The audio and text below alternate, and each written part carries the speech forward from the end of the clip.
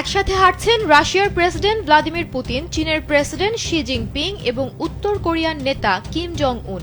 এই দৃশ্য দেখে অনেকটা হাঁটু কাঁপছে যুক্তরাষ্ট্রের। ইতোমধ্যে মার্কিন প্রেসিডেন্ট ডোনাল্ড ট্রাম্প চীনের প্রেসিডেন্ট শি জিনপিং এর বিরুদ্ধে রাশিয়া ও উত্তর কোরিয়ার দুই শীর্ষ নেতাকে সঙ্গে নিয়ে যুক্তরাষ্ট্রের বিরুদ্ধে ষড়যন্ত্রের অভিযোগ এনেছেন।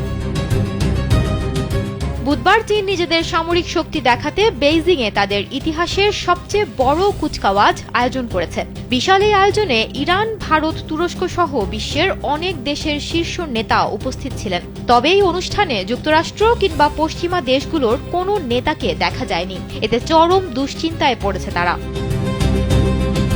পর্যবেক্ষকদের মতে পশ্চিমা দেশগুলোর অবজ্ঞার জবাব দিতেই এই আয়োজন করেছে চীন। ট্রাম্পের শুল্ক নীতি, বিশ্ব অর্থনীতি ও রাজনীতিতে আলোড়ন তোলার পর থেকেই চীন যুক্তরাষ্ট্রের পাল্টা ভারসাম্য তৈরি করার চেষ্টা করছে।